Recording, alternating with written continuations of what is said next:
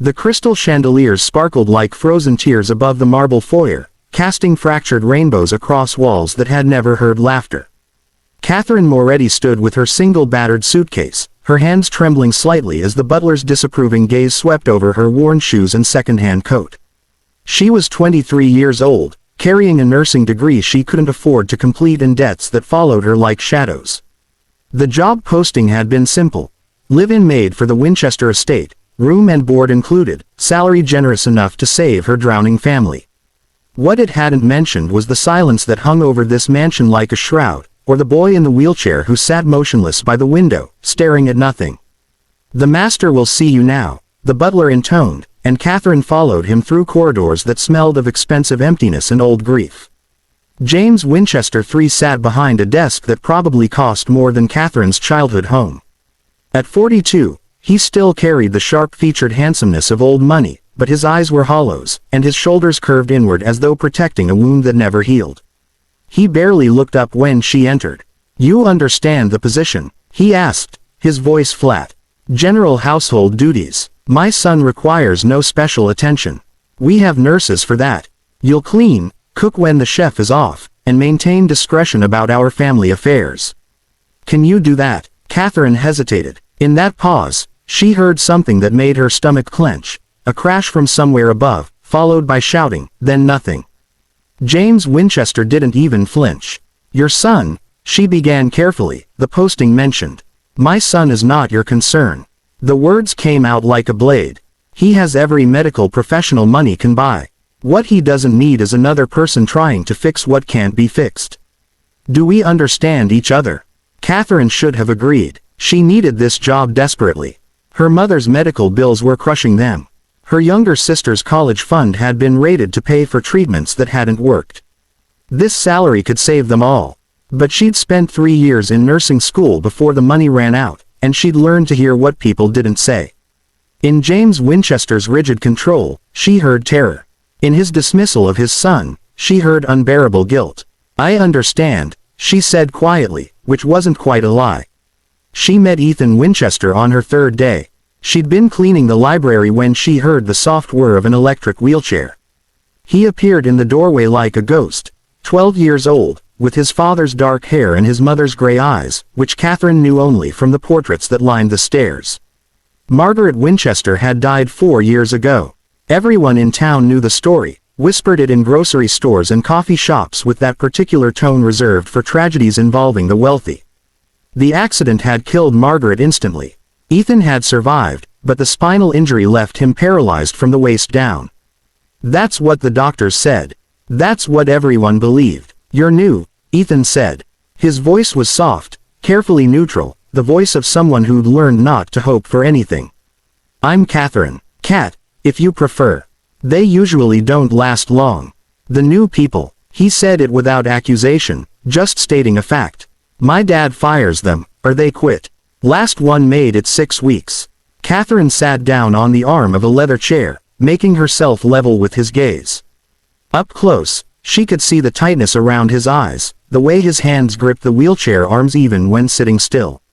"Why do they leave?" Ethan shrugged, a gesture that seemed to carry the weight of years. "Dad doesn't want anyone bothering me. The nurses aren't allowed to talk to me except about medical stuff. The tutors teach from a script. Everyone acts like I'm made of glass." He paused. "Or like I'm already gone." The words hit Catherine like a physical blow. She'd seen it in nursing school, patients who received every medical intervention but no human connection, who were treated as collections of symptoms rather than people. It was efficient. It was also a kind of death. "What do you want?" she asked. Ethan blinked, confused. "What? If you could have anything right now, what would it be?" He stared at her as though she'd spoken a foreign language. Then, slowly, something shifted in his face, a crack in the careful blankness. "I want to go outside," he whispered. "Really outside, not just the terrace. I want to feel grass. I want to go to the creek at the edge of the property. Before the accident, Mom used to take me there. We'd catch tadpoles and build forts from fallen branches." His voice broke slightly. "I dream about it sometimes. The sound of the water. The way the sunlight came through the trees." Catherine made her decision in that moment, knowing it might cost her everything. "Tomorrow," she said, "after your father leaves for the office. I'll take you." She expected joy, but what she saw was fear. "The path isn't paved," Ethan said.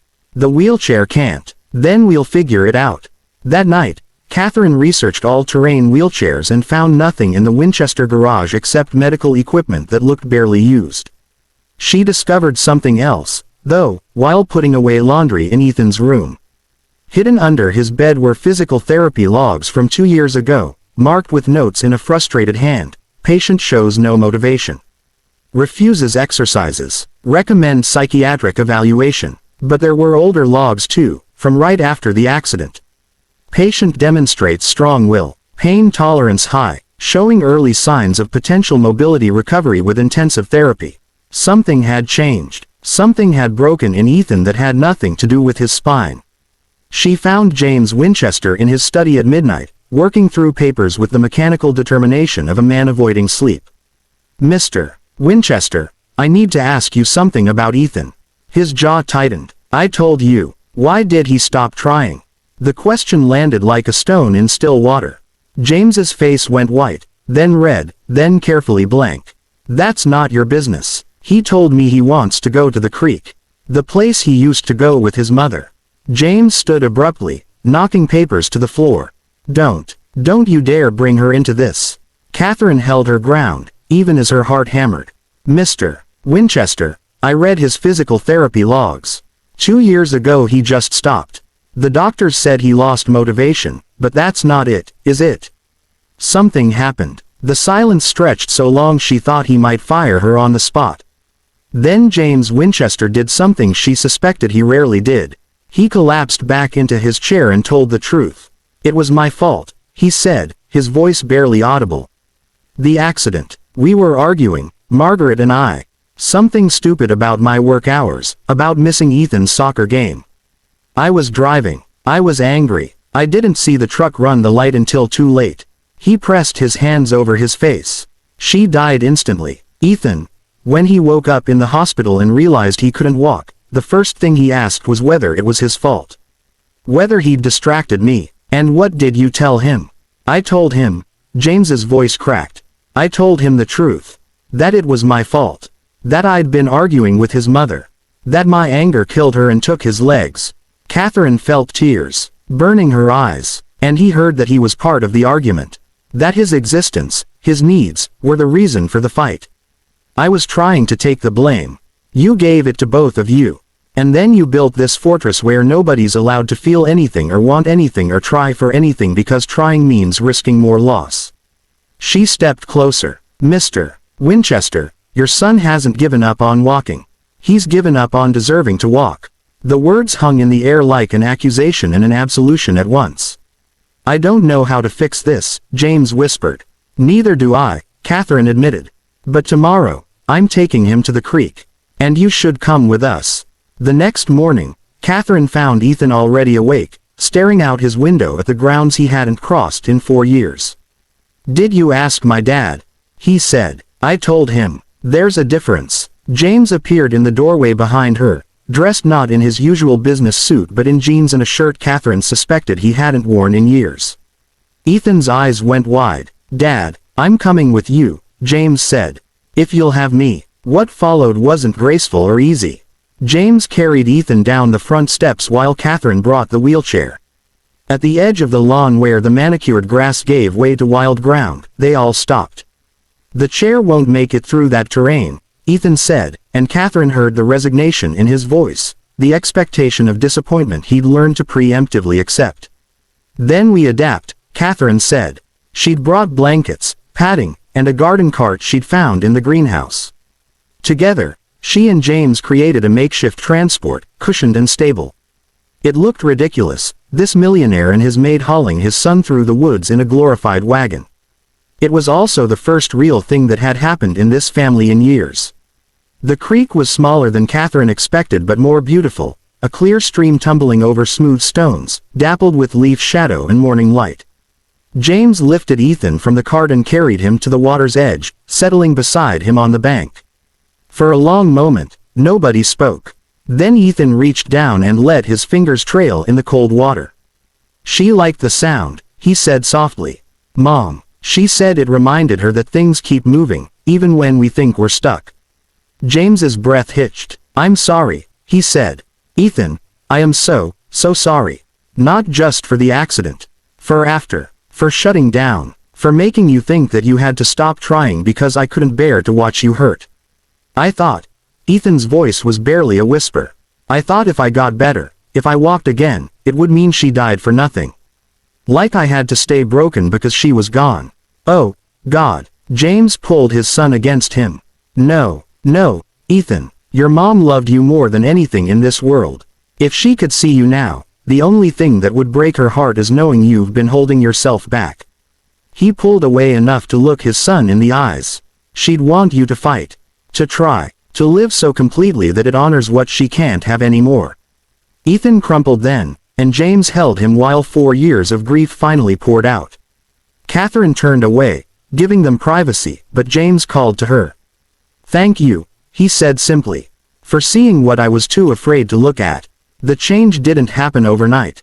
Healing never does. But it started there, by the creek, with the sound of water and the truth finally spoken aloud. James found Ethan's old physical therapy team and fired them, bringing in new specialists who treated his son as a whole person rather than a broken body. But more than that, he showed up. He attended the PT sessions. He celebrated tiny victories, a toe wiggling, a leg muscle firing, the first time Ethan supported his own weight for 3 seconds. Catherine stayed, no longer as just a maid but as part of the strange, wounded family that was learning to knit itself back together. She taught Ethan the medical knowledge she'd gained in nursing school, showing him how the body healed, helping him understand that recovery wasn't betrayal of his mother's memory but a tribute to it. 6 months later, Catherine was in the kitchen when she heard shouting from the physical therapy room James had set up. She ran, fearing the worst, and found James on his knees, tears streaming down his face. Ethan stood, legs trembling, hands white-knuckled on the parallel bars, but standing, with a grin that could have lit the entire mansion. Dad, I'm doing it. He lasted 8 seconds before his legs gave out, but those 8 seconds changed everything. It took another year of grueling work.